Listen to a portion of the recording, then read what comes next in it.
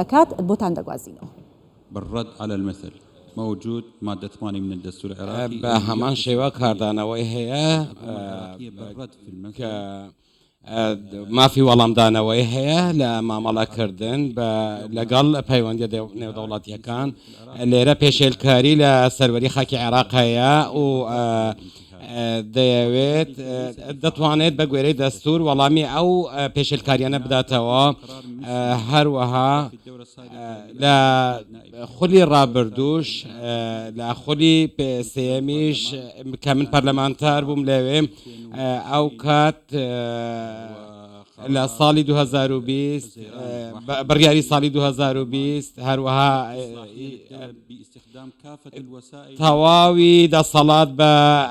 دەوڵەتی عێراق دەدات بۆ ئەوەی ڕوبەڕووی پێشێلکاریەکانی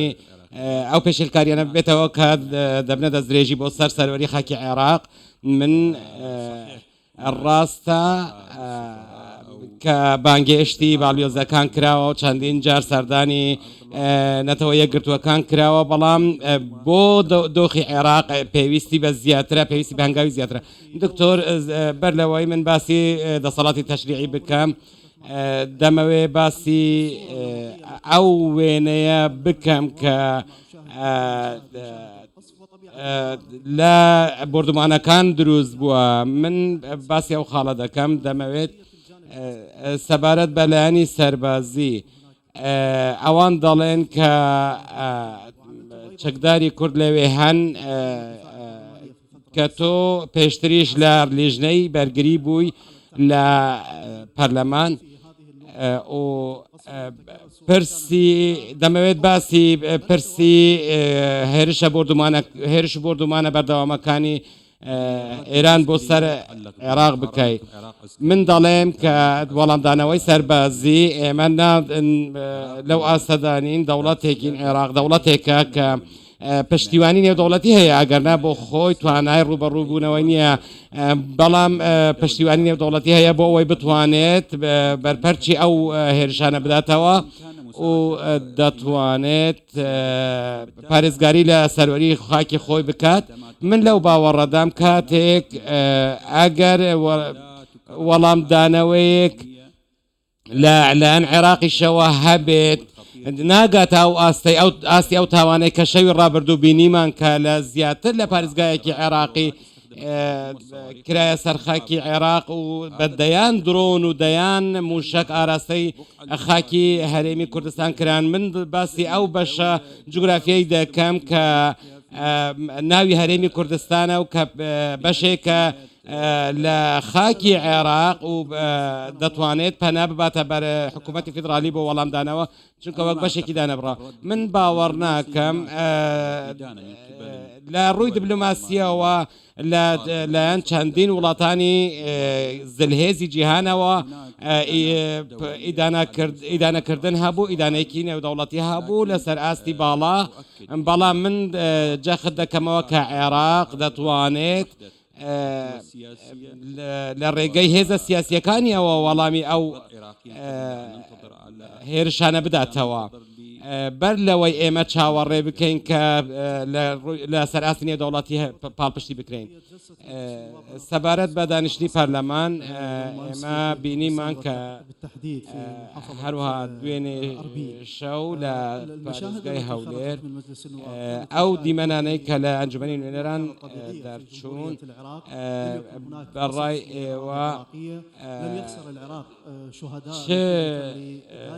ئێوە چه هەڵوێستێکتان هەبووە یاخۆت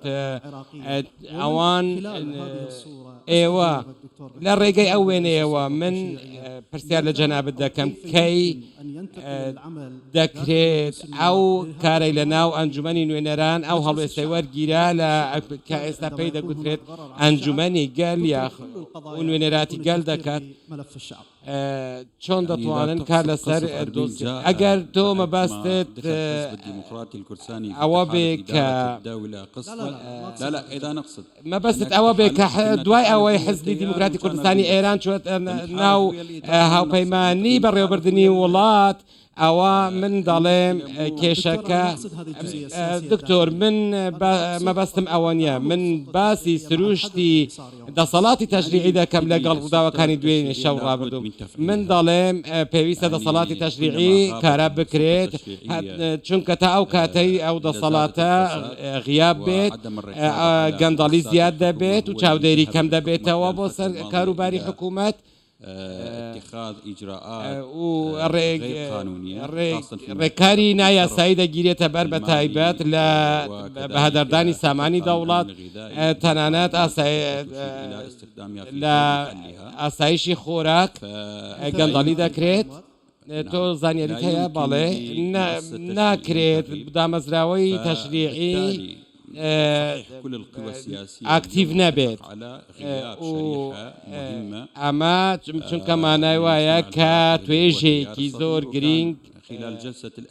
من باسی ئەوەش دەکەم کە توێژێکی زۆر گرنگ لە ئێستا لە عێراق کە ڕەوتی سەدرە غایبە واتە ئامادە نیە لە پرۆسی سیاسی عێراق کە کوتلەیەکی زۆر گرنگە دوێنێ شەویش لەگەڵ برادەران باسم کردووە من هەوڵ دەدەم و داواش دەکەم کە هەوڵەکان ڕێک بخرێنەوە و چڕ بکرێنەوە بۆ گەڕانەوەی ئەو کوتلە گرنگە بۆ ناو پەرلەمانی عێراق بەڵام لە هەنگاوەکانی داهاتوودا ڕەوتی سەدر یاخود کوتلە سیاسیەکانی دیکە پێویستە لە ڕێگەی هەڵبژاردننی پێشوەختە بکرێت بۆ گەڕانەوەی ئەو کوتلە گەورە و گرنگە بۆ ئەوەی سەبارەت بە کۆمسیۆنیش یاخود چەند بابەتێکی دیکە ئێمە پێویستمان بە پێداچوونەوە و هەموارکردنەوە هەیە یاسای بودجێ هەموو ئەوانە ئەو بابەتانە پێویست وا لە پەرلەمان دەخوازن کە بە ئەم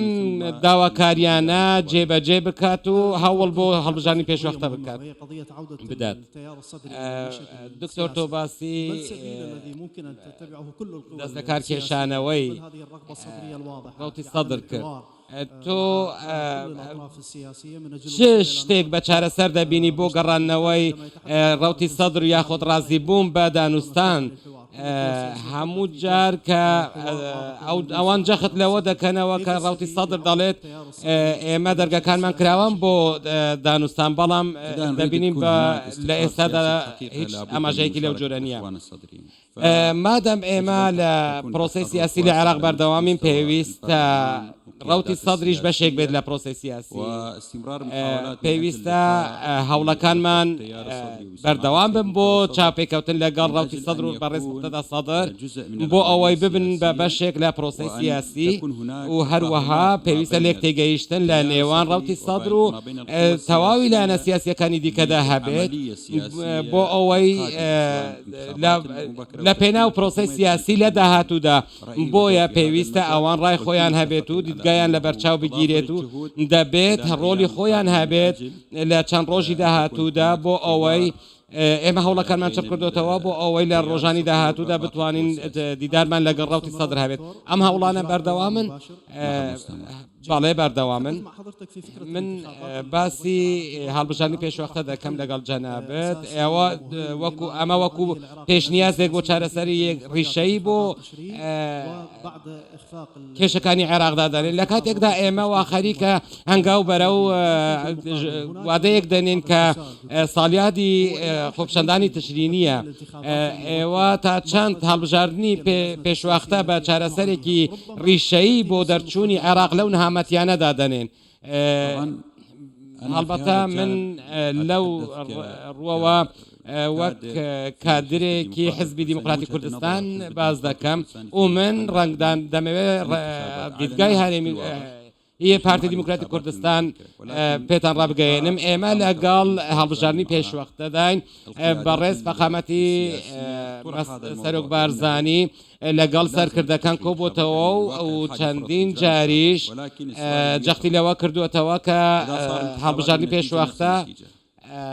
تاکە چارەسەرە بەڵام ئەوەی لێرەدا گرنگە ئەوەیە کە ئەگەر هەڵبژاردننی پێشوەختەش بە هەمان ئەنجام هاتینەوە کای سیاسی ئەوە ڕوبەڕووی هەمان ئەو کێشانە دەبینەوە کە ئێستا لە ئارادان بەڵام پێویستە بەر لە هەڵبژاردننی پێشوەختە ڕێککەوتنێکی سیاسی لە نێوان لایەنە سیاسیەکاندا بێت بۆ ئەوەی بتوانین پرۆسەکە بەرەو باشتر ببین. ئێوە ئەنجومەنی نوێنەران کە دوێنێ کۆبووتەوە و ئێوە چۆن وەک دەسەڵاتی تەشریعی دەتوانن ڕۆڵێکی ئەرێنی بگێڕن لە بیرۆکەی هەڵبژاردننی پێشوەختە. ئەو ئێمە لە باسی ئەو هەڵبژاردنەمان کرد کە لە ئۆکتۆبەری ساڵی هەڵبژاردننی ئۆکتۆبەری ڕابردوو ڕوویدا و ئێمە دەمانەوێت ئەنجومەنی نوێنەرانیش ڕۆلی خۆی لەو بارەیەوە بگێڕێت هەروەها دەبێت هێزە سیاسیەکانیش شوێن پەنجەیان لە ڕێککەوتن و لێک تێگەیشتن لە نێوانیان بۆ وەک ئامادەکاری پێشوەختە بۆ ئەنجامدانی هەڵبژاردن ئەمەش وەک هەنگاوێکی کردداری پێویستە لە نێوانیان ڕوو بدات. هەروەها دەبێت ڕێککەوتن لە نێوان کوتلە سیاسیەکان و ئەوانەی نوێنەراتی گەلی عێراق دەکەن لەبارەی ئەوە ڕوو بدات کە چۆن هەڵبژاردنەکە بەڕێوە بچێت. دکتۆر هذا يقودني للحديث عن الخطاب السياسي الوطني. ئەو گوتارەی کە ئێستا لە ئارادا هەیە ئەو هەموو مشتومڕێی تا ئێستا هەیە ئەو کێشانە هاتوونەتە ئاراوە لە ئەنجامی ئەو داواکاریانن کە لە خەڵک داوای مافی خۆیان دەکەن. من لێرەوە پرسیار لە تۆ دەکەم ئایا کێشەکە کێشەی کۆمەڵاتی و کێشەی پێکاتەکانە یاخۆت کێشەی لایەنە سیاسیەکانە لە پێنە بەرژەوەندی تابعەتەکانیان. من زۆر گوێبیست دەبین کاتێک لایەنێکی دیاریکراو لە بەڕێوەبردننی وڵات چه سەرۆک وەزیران چه وەزیرێک بەهانەی خۆی هەیە ئەو یاخۆت پاساوی خۆی هەیە لە بۆ نمونە بوونی دابەشکاری تایفەگەری یاخۆت ئەو پرسیارەی کە دەکرێت ئایا حکوومەت و دەسەڵاتی تەشریعی دەسەڵات تەنفیزی ئەوان کاریان لەسەر ناسنامەی هاوڵاتی بوون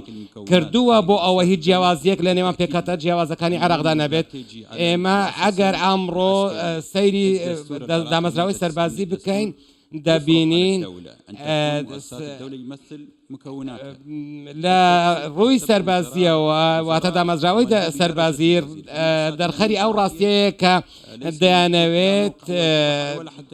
جیاکاری لە نێوان پێکاتەکاندا بکەن و ئەمەش پێویستە دەستور ئەمە لە دەستوردا شوێنی بکرێتەوە کە هیچ جیاکاری نەکرێت. تەنانەت شەرعیەتی چۆنیەتی دامەزراوە ئەمنیەکان لەگەڵ دەستوری عێراق یەک ناگرێتەوە. دەستوری عێراق دەڵێت پێویستە سەرکردایەتی ئەمنی تا پێویستە لە ڕێگەی دەنگدانەوە لەلایەن حکوومەتەوە بکرێت. واتە پێویستە ئەوان دەڵێن کە پێویستە ئەفسەرانی پلە باڵا سەر بەلایەنێک بن کە وەلایان بۆ شوێنێکی دیکە هەیە. ئەمەش مانای وایە کە جیاکاری لە نێوان پێکاتەکاندا لە گشت دامەزراوەکاندا دەکرێت. کێشەکار من لەو باوەڕەدام کە لە ئیدارەدانی وڵات دەیانەک لە کێشەی پێکاتەکان نەخێر بە پێچەوانەوە ئەگەر پێکاتەکان ئامادەیان واتە غیابیان نەبێت لە بەڕێوەبردننی وڵات من لەو باوەڕەدام کە ئەو دیدگای نامێنێت چ لە کورد چ لە تورکمان چ لە و ئەو تۆمەتبارکردنەش نامێنێت کە کوردە ئەگەر تورکمان ئەگەر هەر پێکاتێکی دیکەیە کە حکوومەت بەوە تۆمەتبار دەکە کە جیاکاری لە نێوان پێکاتەکان دەکەن. بەڵێ دکتۆر شاخەوان ئێمە سەبارەت بە دەستوەردانی دەرەکی بینیمان ئەوەی لە دوێنێش لە ناوچەی سەوز ڕوویدا ئەمە لە ئەنجامی ئەو دانیشتە بوو کە دوێنێ لە ئەنجومەنی نوێنەران بەڕێوە چوو هەروە بینیمان کە ئەنجومەنی نوێنەران ناوچەی سەوز بە موشکرێ ئامانج من لێت دەپرسم ئێستا چی پێویستە لانە سیاسیەکان هێزە سیاسیەکان بکەن بۆ بەڕێوەبردننی ئیدارەدانی دۆسیەی ئەمنی بۆ ئەوەی بتوانن کۆنتترۆلی ئەو کێشانە بکەن و ئەو هاوسەنگیە ڕابگرن کە پێویستە بۆ ئەم دۆخە با من زۆر ڕاشکاوانە بم لەگەڵ جەنابێت من دەمەوێت ئەم جارش بگەڕێمەوە بۆ خاڵی جێبەجێکردنی دەستور چونکە من دەڵێم دەستور جێبەجێکردنی دەستور تاکە ڕێگە چارەسەرە بۆ زاڵبوون بەسەر هەموو کێشەکاندا دەستوری عێراق ڕێگە بە دامەزراندنی هیچ گروپێکی چەکداری میلیشیایی نادات تەنانەت ئێستاش دەبینین کە چەند گروپێکی چەکداریمان هەیە ئینتیبان بۆ وڵاتی خۆیان نییە دەبینین هەتا ئێستا چەندین جار ناوچەی سەوز بردومان کرا مشکباران کراوە تا ئێستا نەتوانراوە ئەو لایەنە دەستنیشان بکرێت کە ئەنجامدەری ئەو هێرشانەیە تەنانەت لە ناوچەکان دیکەش بۆیە من دەمەوێت بگەڕێمەوە بۆ دەستور و کە جاخت لەوە دەکاتەوە دەبێت چەک لە دەستی دەوڵەت دابێت نابێت و هەروەها هێزی کوردستانیش جەخت لەوە دەکەنەوە نەک تەنها هێزی کوردستانی تەنانەت پێکاتەکانی دیکەش هەموویان داوا دەکەن کە چەک لە دەستی دەوڵەت دابێت بەڵام تا ئێستا ئەمە جێبەجێ نەکراوە پێویستە بوار بە ئەگەر ئەمانە ئەم گروپە میلیشیانە بەڕاستی هەڕەشەیەکی ڕاستەقینەن بۆ سەر دامەزراوەکانی دەوڵات دکتۆر ئەم پرسە لە هەمواری دەستوردا ئیشی لەسەر دەکرێت و تۆ باسی هەموارکردنەوەی دەستورت کرد و لە ڕووی سیاسی و کۆمەڵاتیەوە کە دەڵێن هەموو ئەو کێشانە لە دەستورەوە سەرچاوە گرتووە و داوای هەموارکردنەوەی دەستور دەکرێت بۆ ئەوەی ئەو کێشانە هەمویان چارەسەر بکرێت ئایا تۆ لەگەڵ هاوڕای لەگەڵ ئەم بیرۆکەیە من دەڵێم کە دەستوری عێراق لە یەکێکە لە باشترین دەستورەکانی وڵاتانی ناوچەکە ئەمەی ئەو کێشانەی کە ڕوودەدەن ئەوەندەی کە لە ئەنجامی جێبەجێنەکردنی دەستورەوە دێنە ئاراوە ئەوەندە لە ناوەڕۆکی دەستوردا نییە ئەمە من لێرەوە پێت دەڵێم ئێستا ئەو دەستورە پێشێل دەکرێت بۆ نمونە لایەنە ئەمنیەکان زۆر جار دەبینین لە دەرەوەی مادەی نۆی دەستوری عێراقی ئیشەکانیان دەکەن ئابووری عێراق و پاڵپشتیکردنی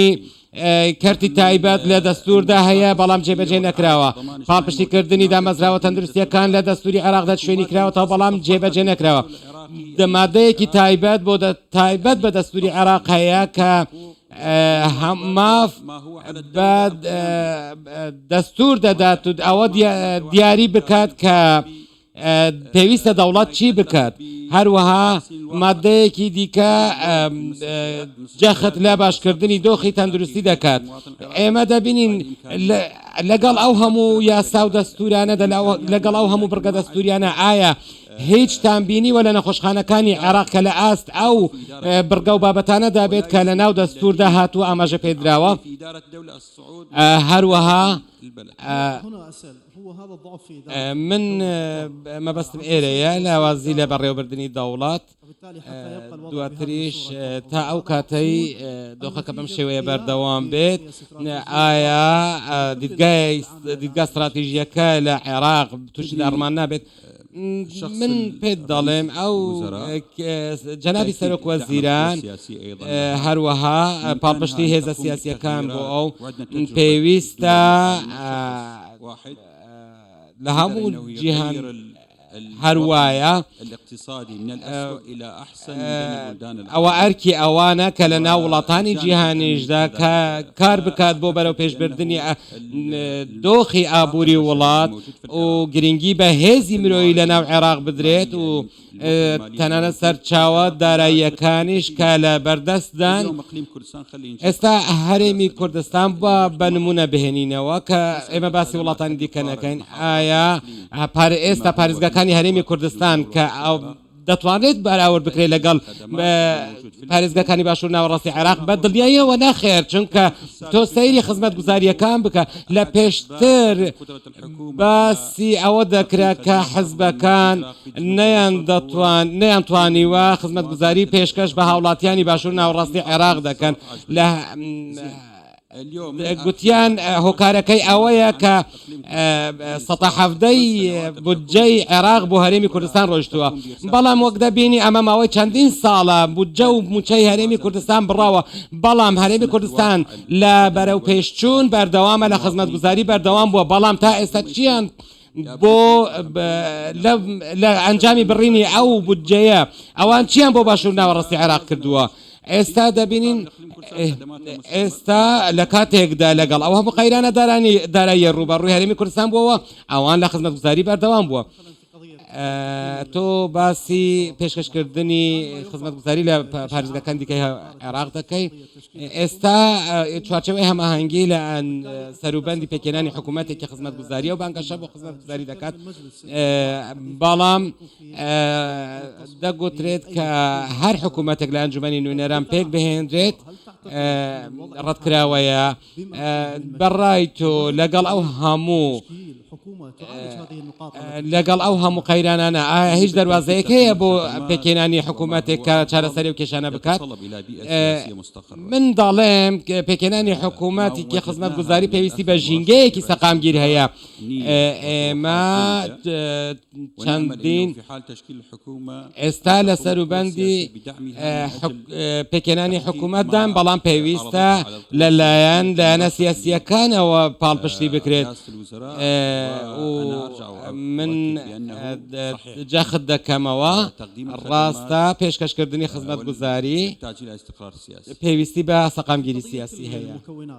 پرسی پێکاتەکان ئەمەش خاڵێکی گرنگە دەمەوێت باس بکەین و پێشتریش باسمان کرد پێویستە هاوڵاتی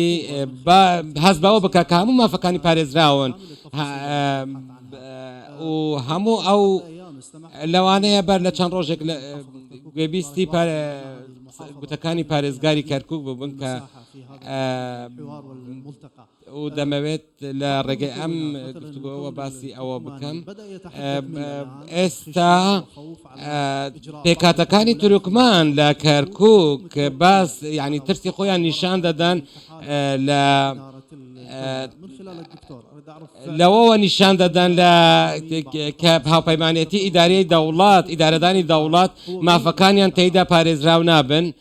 تۆ چی دەڵێ بۆ ئەمە بەستە ئەوەی پەیوەندی بە کەرکووکەوە هەیە لە دۆخی ئێستادا ناکرێت بەردەوام بێت و دواتریش زیاتر لە جارێک زیاتر لە بۆنەیەک گوتومانە کەرکووک پێویستی بە باشتر هەیە بە دۆخێکی باشتر هەیە پێویستە کەرکووک لەلایەن پێکاتە سەرەکیەکانەوە بەڕێوە ببرێت ڕێگەم پێ بدەم من ئەوەی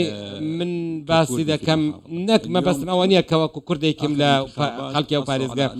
لە دوایین هەڵبژاردندا بینیمان کە زیاتر لە نیوەی لە دوایین هەڵبژاردندا زیاتر لە نیوەی کورد دەنگی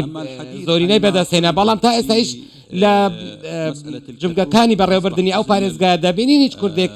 لێدا فەرمان ڕەوابێت یاخۆت دەسەڵاتێکی هەبێت ئەگەر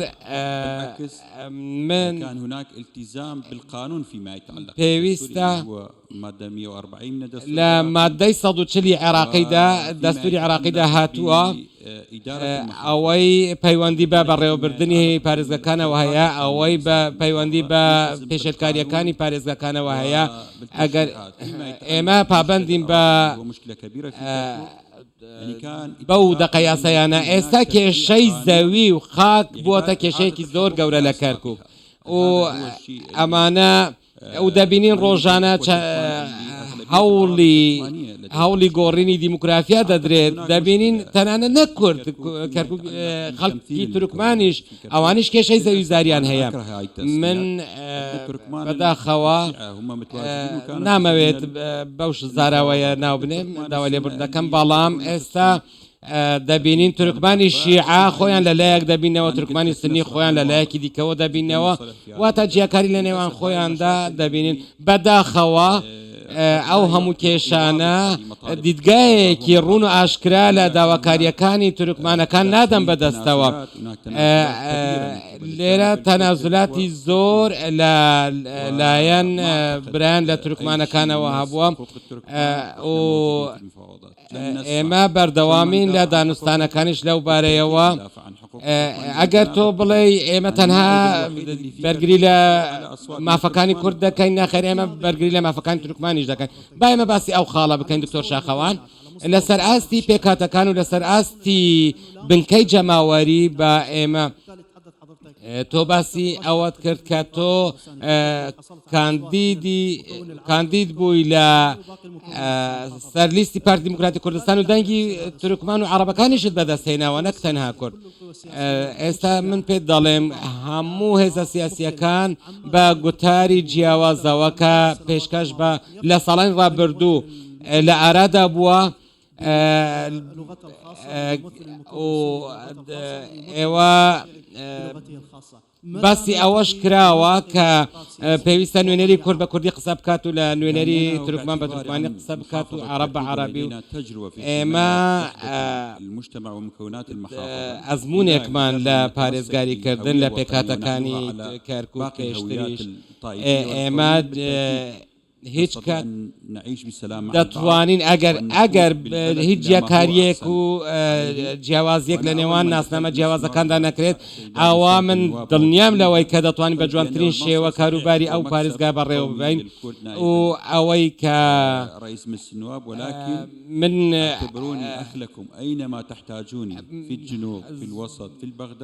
خەڵکی کەرکووک ئەوە بە شانازی دەگێڕنەوە بۆ خۆی کە من وەکو نوێنەری کوردانی کەرکووک توانیم ببم بە جێگیری سەرۆکی ئەنجومەنی نوێنەران بەڵام من ئەم جیاوازتر بیر دەکەمەوە من بۆ هەموو پێکاتەکانی عێراق بە یەک شێوە بیر دەکەمەوە مافی هەمویان لای من هەروەکو یەکە سەرۆک وەزیران کاتێک دەبێتە سەرۆک وەزیران پێویستە بۆ هەمووان بێت نەک بۆ تەنها پێکاتەیەکی دیاریکراو من و پێویستە لەو ئاستەدا بێت کە متمانەی هەموو پێکاتەکان بەدەست بهێنێ زۆر سپاس